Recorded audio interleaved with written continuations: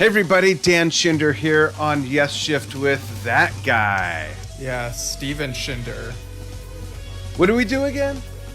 We talk about Yes, its members, various connections. We're a father-son team. You're the dad, I'm the son. And today we're celebrating Alan White on what would have been his 74th birthday. Yeah, 50 plus years as the drummer with Yes from 1972 until he passed last year in 2022 on May 24th it was, right, Steve? 26th. 26th, that's right.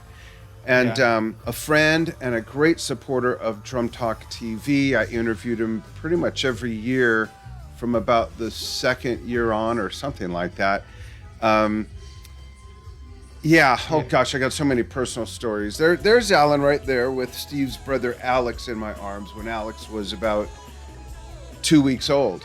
And Alex is 4.5 years older than Steve. So Steve came up with a great idea for this episode where we would focus on Alan's music outside of Yes. We've got some great Roger Dean artwork to show you that Steve will explain while we pull it up. We've got comments from fans, and of course, we'll give our favorite picks after the fans' picks. Oh, I'm just curious, if someone's no longer a member of Yes, are they a dismember? Yikes. All right, where do we go? Right. So, yeah, we love talking about his work in Yes, but we thought this would be a good opportunity to highlight some of the stuff he's done outside of Yes. So, in a little bit, we're gonna read some fan comments when I asked people what their favorite works by Alan outside of Yes are. But first, there was this artwork I wanted to talk about that Roger Dean posted about.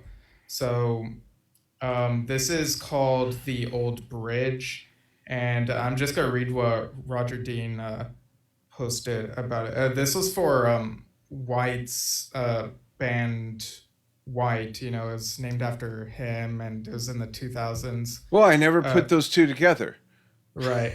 And Roger said this was painted for Alan White's album White, an almost monochrome painting that for me had a lot of presence. I loved making the snow and the mist work together. When I had half finished the painting, the record company asked to see what it looked like. This is almost always a bad idea for many reasons. I didn't want to invite comment. It had to work for Alan and it had to work for me. Really, that was all. Alan was very kind about the painting. I sent the record company a low-res work in progress, and one of the inevitable mix-ups happened. They put the album out with the unfinished art. Fortunately, and very surprisingly, they agreed to withdraw it and re-release with the correct finished painting. Quite a story. So there are some rare copies out there without the owl. Wow. Pretty wild that happened. Yeah, and you know, I've seen a lot of artwork in my life. My mother was an artist. My wife is an artist. And sometimes, not their work, but in art, sometimes you see artwork from album covers or whatever in person, and it's like, oh, it doesn't really look as fabulous as when I saw it on a video or in print or whatever. And Roger's work is absolutely the opposite. Many of you may know that Steve and I went to San Francisco last October, and we visited Roger and his daughter Freya's art exhibit, which was just incredible to see Relayer up close and how shockingly small it was. Like that whole thing was done on a folded out matchbook cover. No, I'm kidding. It was really only about maybe, oh, I'm not on camera. Let me get rid of the picture. It was really only about this big, I think, Steve. It was incredible how small it was, but everything else, like the one we just showed you, was at the exhibit, and it was pretty big. It was like 3 by 5 feet or 4 by 5 feet. There were a lot of large scale pieces that became album covers or were created as album covers, and you could get into the minutia of the detail of the painting, and just it's still held up. It wasn't like, oh, okay, you got to stand back, squint, tilt your head. You know, I mean, didn't you feel the same way? Yeah, it looks so good in person. I even saw it again when I saw Yes on that tour, like a week later or something. You know, they had the Trading Boundaries stuff. Like they brought some Oh, of that's Roger's right. stuff to the venue, and yeah, yeah, and the documentary, I'm almost done with the music, so I'm hoping to have it all finished and ready to put out maybe sometime next week is the goal. Oh, wow. That's But like, I didn't even know that, folks. And this is a documentary we both shot. They were kind enough to let us do that while we were at the exhibit for a couple yeah, the days. people at yeah, at the Hate Street, yeah, Galler. so And Roger and Freya wasn't there because unfortunately, days before we got there, his mother passed away in England. So they flew back. The exhibit remained for another week or well, I something. think they were still in the UK, so there wasn't any flying back, if I remember That's what I correctly. mean. So Flying back to the UK is what I mean when that happened. no, I Oh, okay, you're all right, saying they were whatever. in. I get Um, you. I get you. yeah, but Sorry. yeah, of course I'll have to like show you this stuff before we publish it. So, but yeah, it's closer to being finished now. Awesome. Yeah, so now I think it's a good time to go to the comments from people who talked about like what their favorite Alan White contributions outside of ESR. Right. So I guess I'll read the first one. Jeff Mathias says, though I liked the White album, no Beatles pun intended, my favorite of Alan's work outside of Yes was the first Circa album and the live DVD that came from that tour. His playing with Circa was top notch. Interestingly enough, Alan's replacement for the second Circa album was Jay Shellen. How history repeats itself, sometimes in good ways. Yeah, that's very interesting. Like, Circa, I really need to do a deep dive on their original material because I think I've only heard a couple tracks and seen the Yes medley they did when Yeah. Alan was with them. Yeah, So, yeah. absolutely. And folks, when you see me look over here, I'm not watching the Flintstones. I'm looking at my notes on my big wide screen. So Jeffrey Mason chimed in with Levin, Torn, and White. It's great. I need to do a deep dive on that. Yeah. And Christopher Lee says probably the music that Alan drummed on that will live forever will be John Lennon's Instant Karma and Imagine. Also enjoy his drumming on Rick Wakeman's Criminal record, the Levin Torn White album, and the White Band. Those are good calls for sure. Doug Kieran says, same thing, Levin, Torn, White, and Rick's Criminal record and Circa. We're seeing a pattern. Yeah, and Jeff Allen Fowler throws the Chris Squire experiment into the mix and Conspiracy, which is what that evolved into, Circa, and let's not forget Allen's own band, White. Yep, and Adrian Rush says instant karma. Iconic. I mean, it's amazing what he accomplished even before he was in Yes with John Lennon, George Harrison, and Joe Cocker. Yeah. Susan Douglas says, yep, anytime I hear the drums come in on Imagine, I think, hey, I know that guy. That and Instant Karma. Awesome. Tony Handley says, I guess mine would be Run with the Fox. That's a deep cut. We'll talk about that. I have every release from around the world, and he sent us a picture that I'm going to pull up. I love this, and I can't see where they're all from. If you're watching Tony live and you want to throw that in the comments and kind of give us a rundown, what parts of the world are all these from? I see all the different Atlantic labels and the WIA label from the WIA group. Um, there's some really neat stuff here. Here, let's zoom in on that. Hold on. Right. Yeah, let's lose a little bit of the resolution, but let's scoot around. So see the difference in the colors and the labels, and then you got the Art Deco logo, which is like the old school. Oops. And then we've got, let me pull that back up. Right. Did I get rid of it? I Um, did. I accidentally I, X'd I don't know. out. I'm looking at something else right now Okay. as I share this around. Yeah, no worries. Chime in and let us know where those are from, whether you're watching on the archive or live. But that's a neat collection, and that is a deep cut. I wish that became like a whole album, you know? I always Y- forget that it's not. I don't know why. Oh, well, yeah, because it was at the time when Chris and Alan were trying to figure out what to do, and it was shortly after XYZ or XYZ, depending on where you're from. And I guess at the time, maybe they only were able to do that single rather than a whole album and That's wanted to get true. something out. Yeah. So the next comment is from Danielle Trainee. I like his drumming in the Wettin Manzanera album very much. Yeah, there's some talk about that album in the John Wettin biography we reviewed recently. So Absolutely. And I didn't yeah, even think of this next one by Joan Luis Para, I believe it is. And that's Live Peace in Toronto. yeah, that's a classic one. Yeah. CJ Irwin says Ramshackled, the most underrated Yes solo album of everyone's respective careers, in my opinion.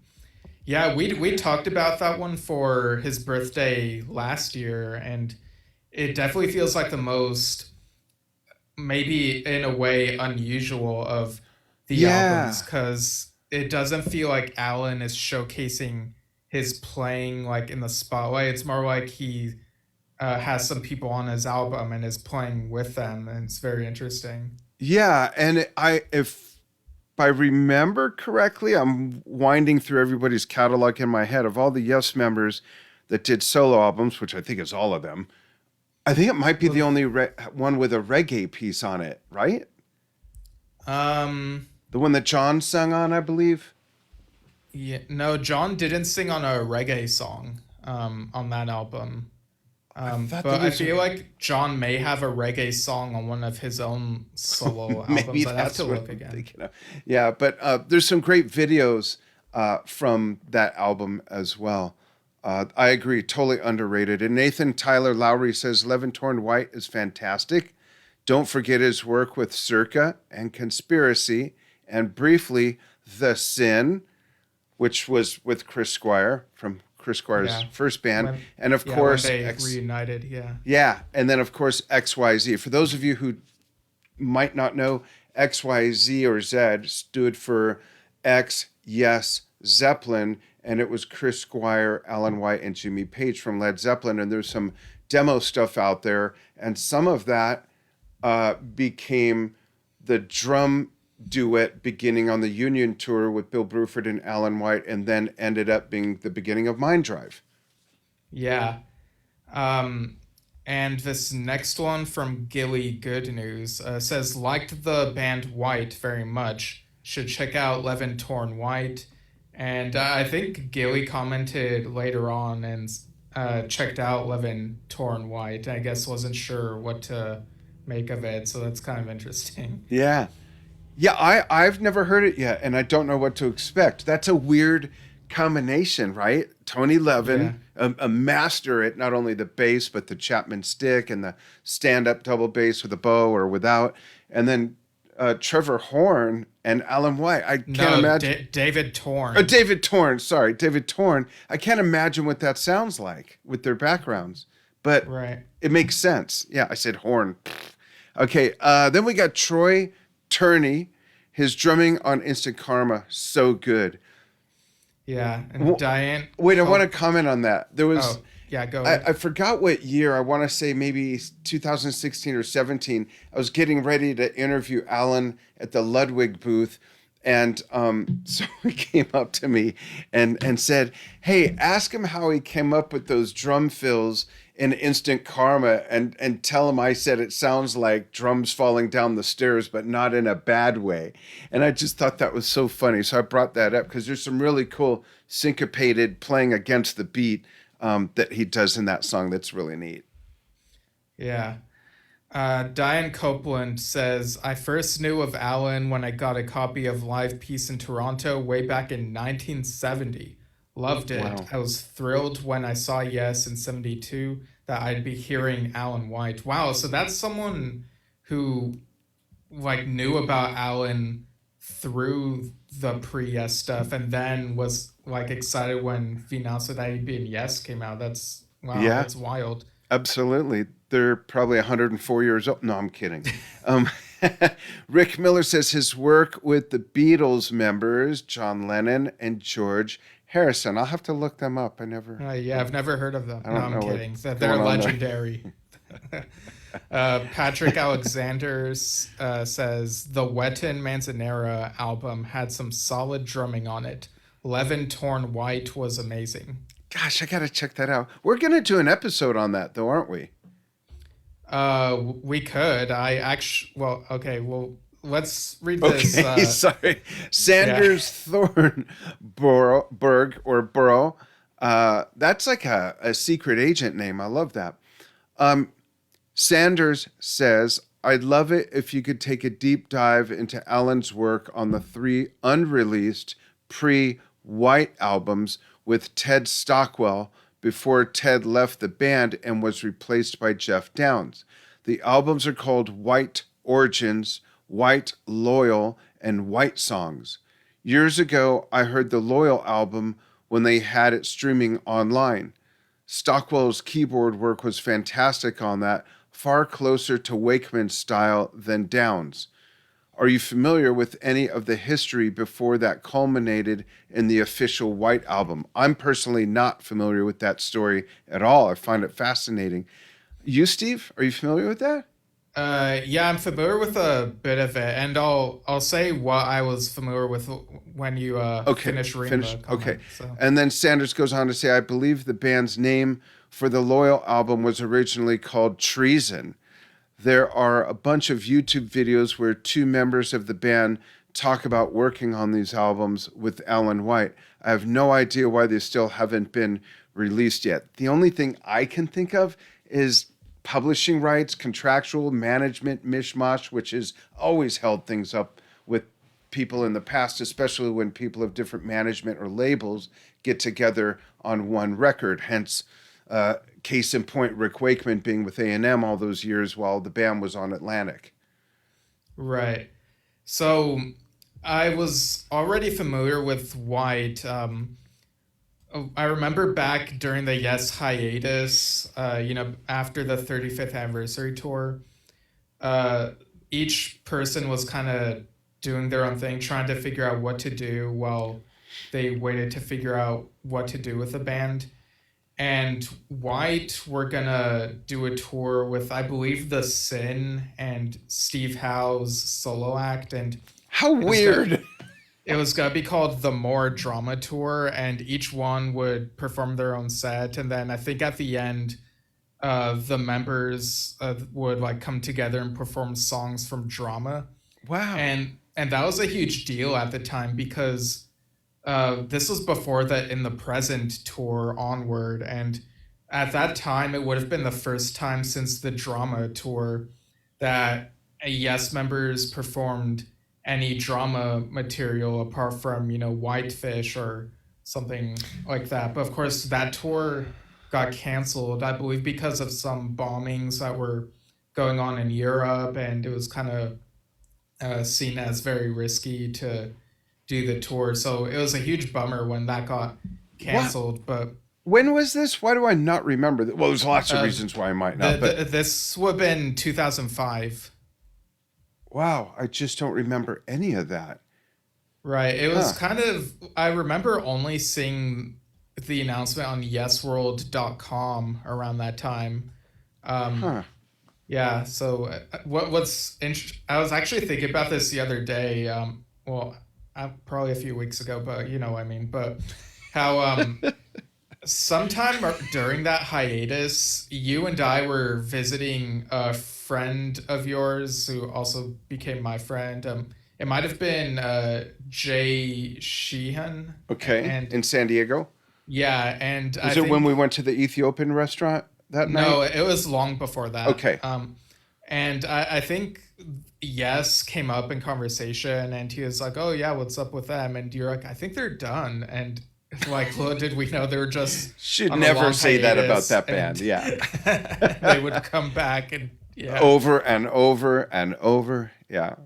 But Interesting. yeah, the history of that band White is fascinating. I was kind of aware of the Loyal stuff, and some of the stuff that Sanders mentions here, I'm very unfamiliar with. Like, I didn't know there were like a couple full albums not released.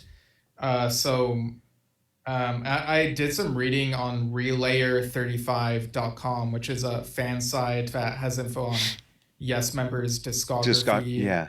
Yeah, and it has some very in-depth info on the album White, but I didn't see any info on these album titles listed here.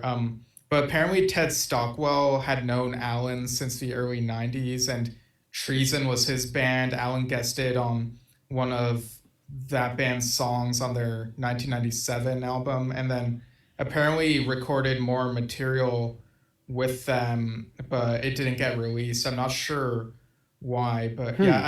I feel like this would be an interesting topic to do a deep dive, like full episode You know, on. I But wonder if maybe Gigi will come on with us and talk mm, about that or one of the other. Well, let's talk about that and reach out. right, yeah, but in the meantime, I would say Sanders. It would be helpful if if there are like any sources that mention any of this. It would be very helpful if you could message or email us Yeah. And how those. do And you know? That's what I yeah, want to know. right. Yeah, because we could like collect info on the internet, but it would speed things along, like just to have Yeah. that already. But yeah, And thanks is there for artwork? Like, how far did it get? Like, what's the deal with that? That's so weird. yeah, like this and something that Jeff Mathias messaged me about. Like he mentioned a band called I think it's called X XOX Xeno, and it has like only one or two songs on Bandcamp or something. It's from a couple years ago, but it featured Billy Sherwood, Jay Shellen, Patrick Moraz, and someone else's name is escaping me, but who wasn't in Yes. Let me look at their name. Interesting. And Steve and I are Craig. going to give our picks in a moment, by the way, of our Yeah. Alan off yes Yeah, tracks. Craig Maher. So yeah, that's the Hmm. lineup for that. And so Jeff was wondering like whatever happened to this project. And so reading about that and reading about White, what Sanders said, it kind of makes me wonder if we should like start a thing where it's like mysterious yesterdays or something where Oh, we like talk about mysteries across missed history or yesterdays. something. Yeah. Yeah. Yeah, Cool. there's definitely a title in there, like some alliteration, but yeah, I Yeah. guess we'll see. Cool.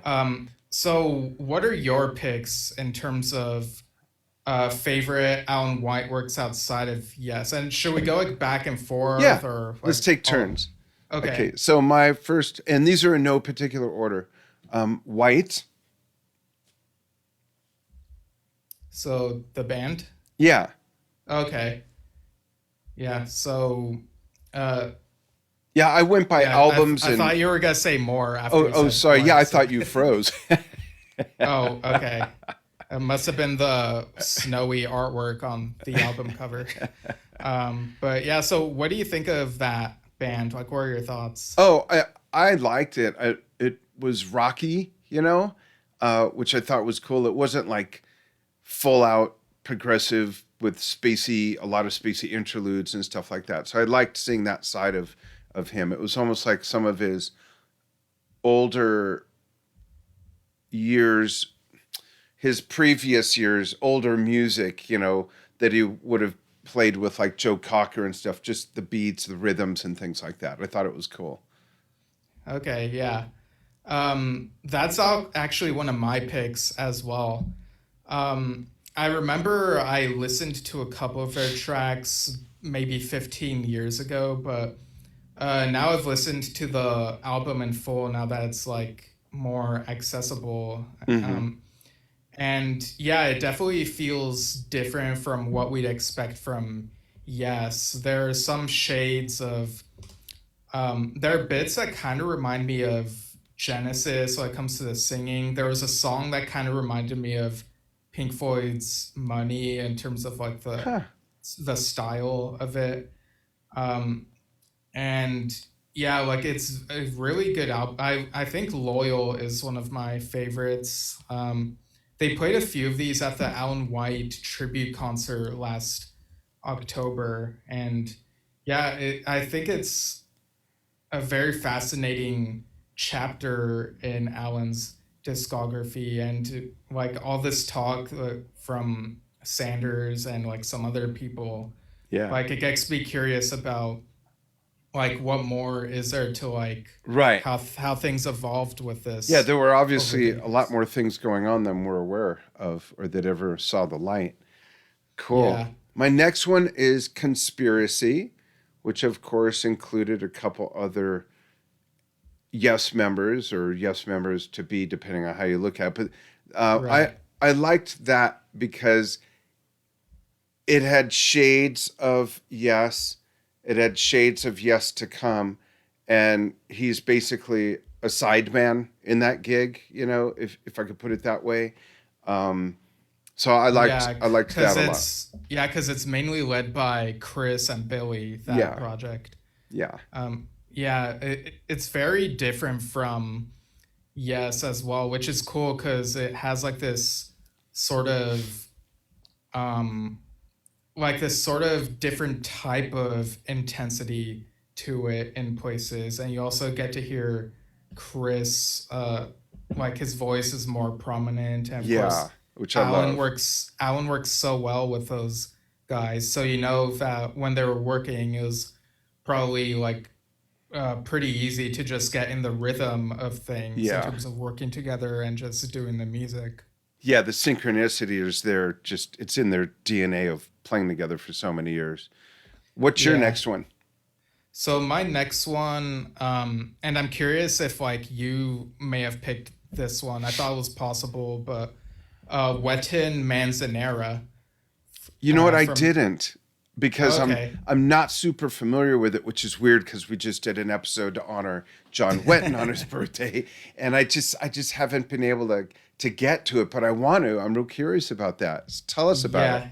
So it came out in 1987, and it's got the staples of what you'd love from a John Wetton project. And he and Manzanera worked so well on that, but Alan is definitely present. Like he did the job, but he's not like too far in the background like what might happen on some other albums. Like he's very much there, and there are some places where he does, his thing, like his tricks.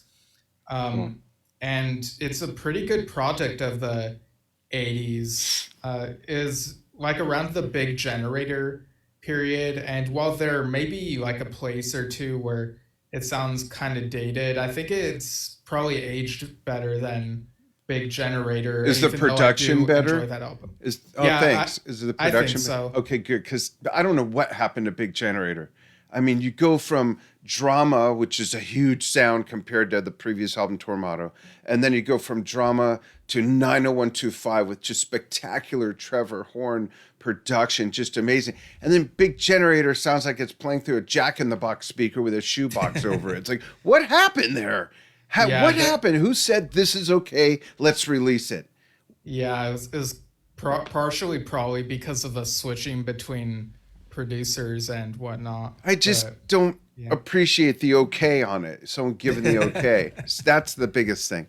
Okay, my next is these are actually two picks I squashed into one, if that's okay.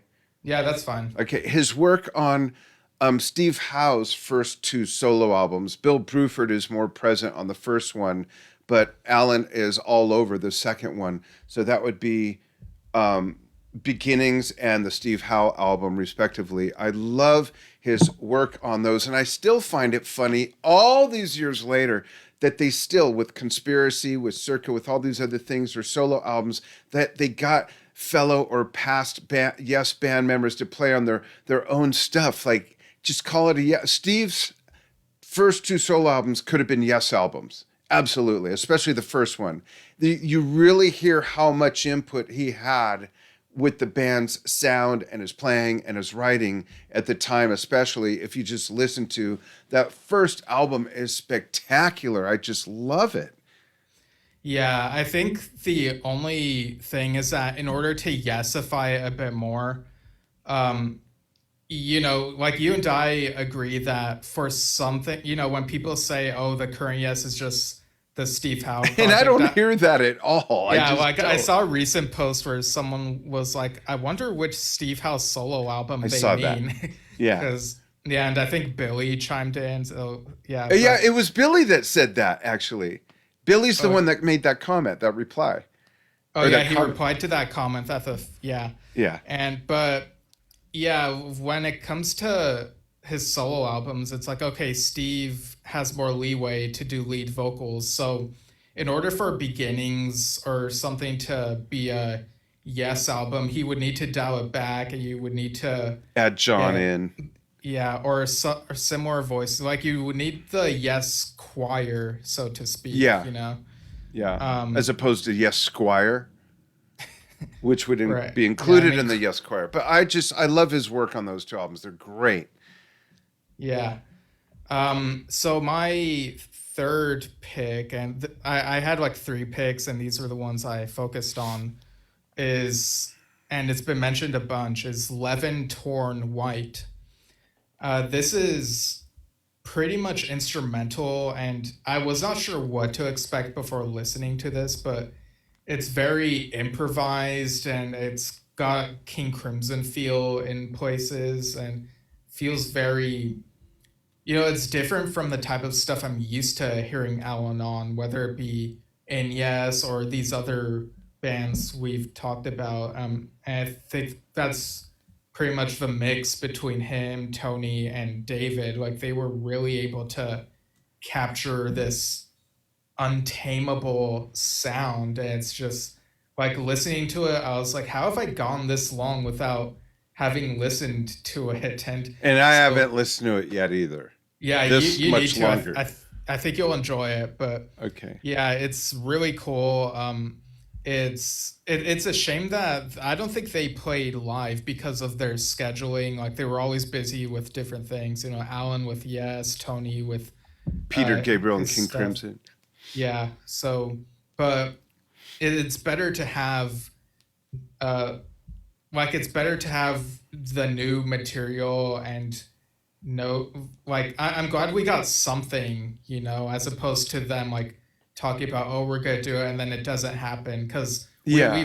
we've read stuff like that, where certain projects almost happened but then they didn't. Yeah, I'm at a It's like point in my life where I don't need to be teased. Okay.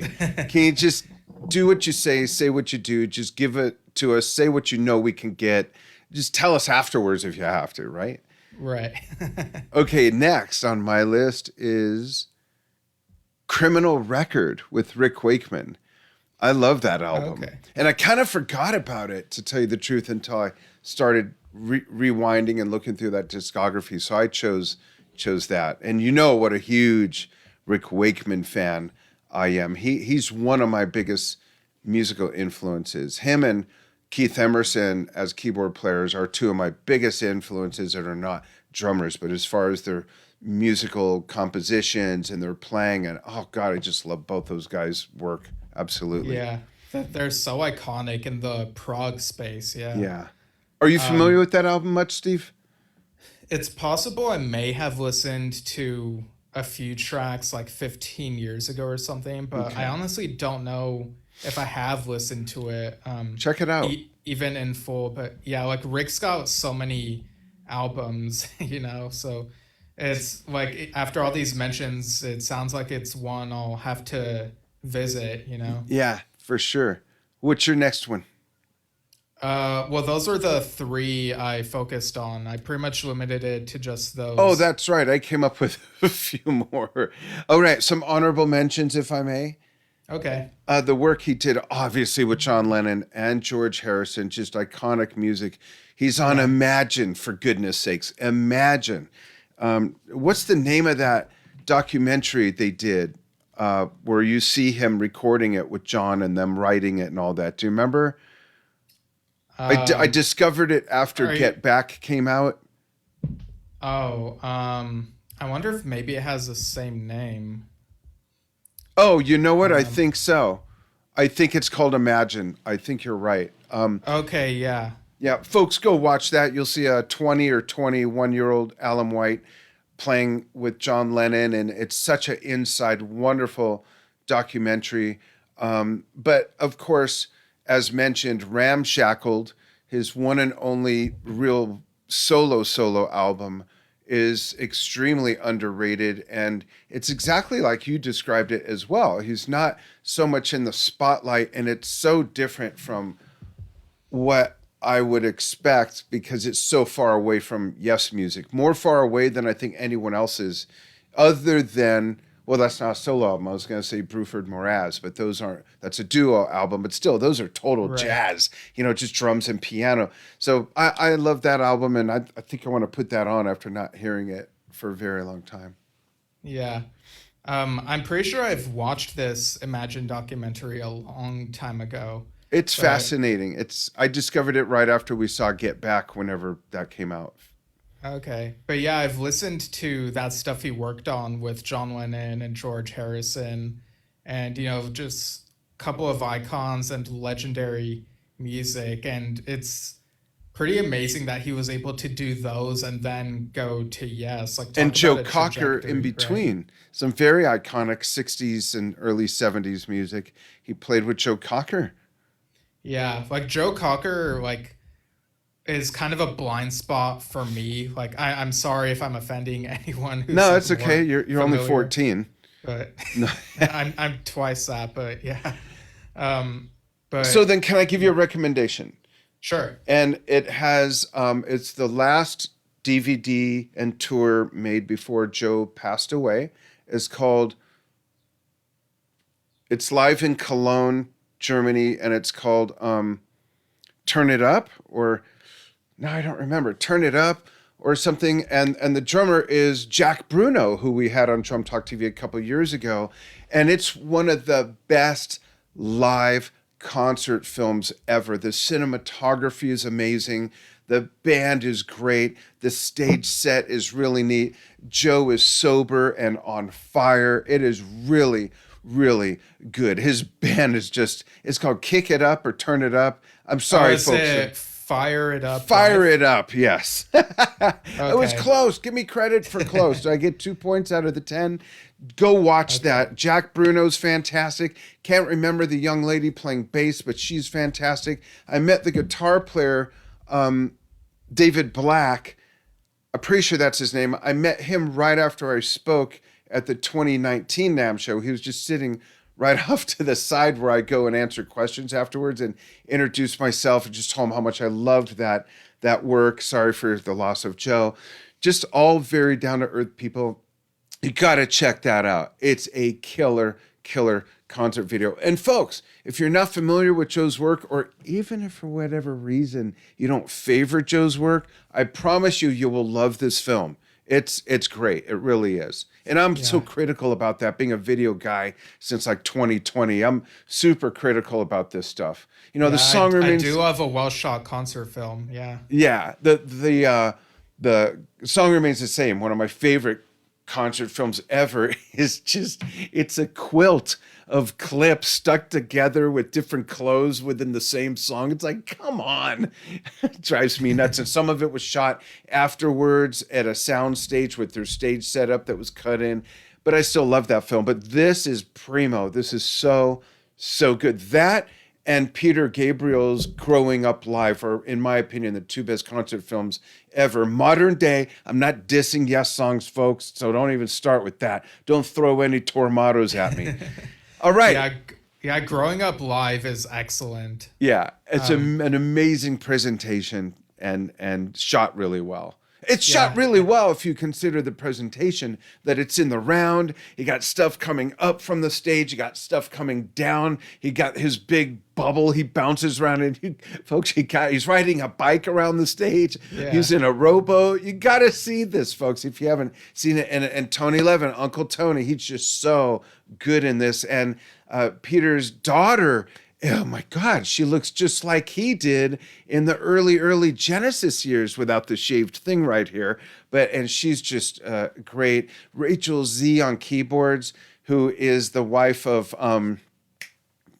Senior Moment, Broken Word Bot. She's the wife of famous drummer. Black Um, gentleman, plays a lot of fusion. Chester No, Thompson. not Chester. Well, I feel like such a dum dum after all that build up. Go see it, folks. It's really good. Or don't go see it. Just watch it in wherever you are.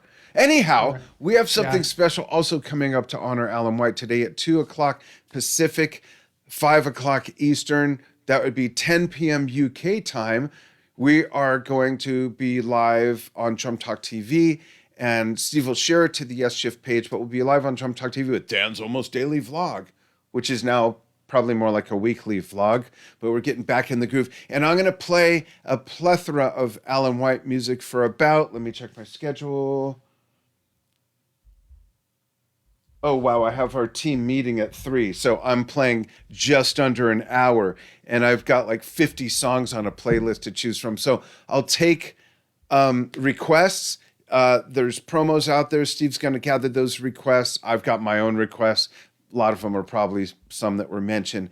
And I'm looking forward to that. Some of my favorite music to play is some of my most influential music as a music fan, as a musician, and as a drummer with Bill Bruford and Alan White's playing. So we're going to celebrate Alan, even with maybe a couple songs that Bill originally played on, but Alan um, cemented them as live versions with him playing them on the drums in later years, or even that song's tour hint, hint, Mm. hint that Bill didn't play on. So there you go. That's coming up. Join me over there downstairs. It's about 50 feet that way and 15 feet that way in the Drum Talk TV studio. All right. Yeah. And before we sign off, one thing you mentioned to me is that Alan White worked on some video game music, right? Oh, that's right. So he moved from West Hills, California, where I grew up. He lived there through the 80s, and he moved up to the Puget Sound, Lake Washington area like just a few weeks or months before the Northridge earthquake. So he got out of that mess. And he moved there, and the Seattle is a hub for gaming development. It's almost like the Silicon Valley of gaming, and I'm sure he had connections or people knew him. And he did a lot of music soundtracks for a lot of popular games out there. The titles escape me because I'm not in that culture, but that was something he did for quite a few years. Yeah, and I read on his website that he did some of that in the mid 2000s as well during the Yes hiatus. So, Yeah. yeah. So, Yeah. interesting stuff. He did a lot of things and that's And really just cool. such a down to earth, humble guy. I'll tell everyone my favorite Alan White story, my personal story with him when I do the show at 2. And Okay. I'll bring that picture down with me. I'll grab it now so I don't forget. Am I wearing pants today? Yeah, good. Okay. One time in a meeting, never mind. Okay, so this is the picture I was referring to. That's on Darnock Avenue or Drive, right around the corner from where I grew up on Rock Ridge Terrace. That's Alex right there at 2 weeks old, 4.5 years, Stephen Sr. Alex has grown. Alex is about 5'9", 260. So he's grown since then. And this was 1990. So Alan was 42 and I was 27. And that is me. Believe it or not, folks. Yep. So I'll tell in fact, the story I'm going to tell was this day when I arrived. He wasn't wearing those pants.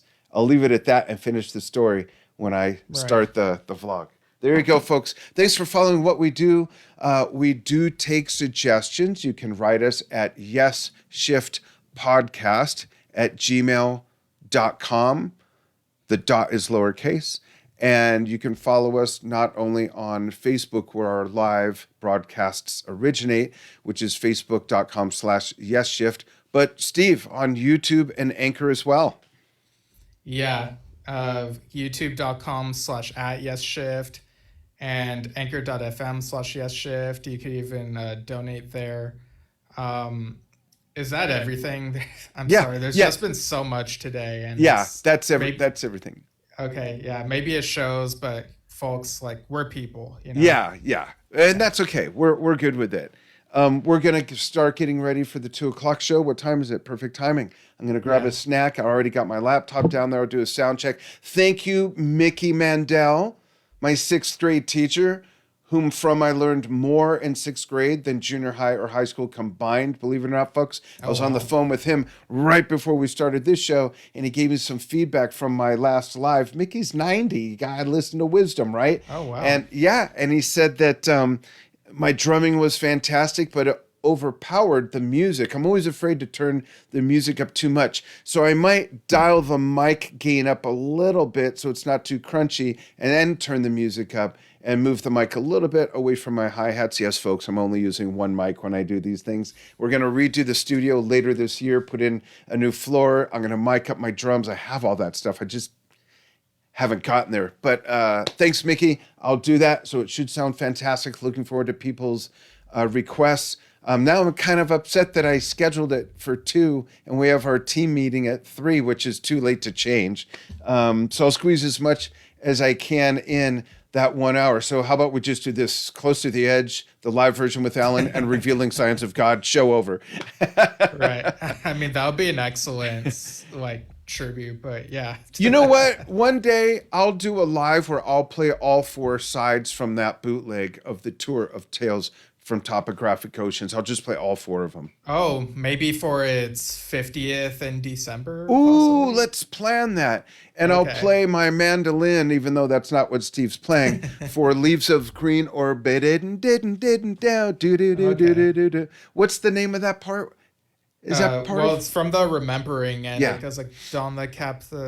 I'd have to look at the lyrics. Yeah, 'cause yeah. sometimes But butcher I have my mandolin right on the other side of my desk because I'm going to be doing something special with it at a event next month up here where I live in the mountains with a flute player. Fantastic, world-class nice. woodwind player, yeah. So there you go, folks. We'll see you at 2 Pacific on the Drum Talk TV page, 2 Pacific. Happy, what would have been a 74th birthday, Alan White. I miss you so much. Yeah. Happy heavenly birthday. Gone but not forgotten. And love to his wife, Gigi, and his daughter and son, respectively. That would be Cassie and Jesse. Gosh, I met them when they were little kids, and Cassie's a doctor now. Oh, wow. Whew, you just never know. Yeah, Tempest Fugit. Yep. All right. We'll see you soon, folks. Thank you. Oops, almost pressed the wrong button. Bye. Bye. Hey.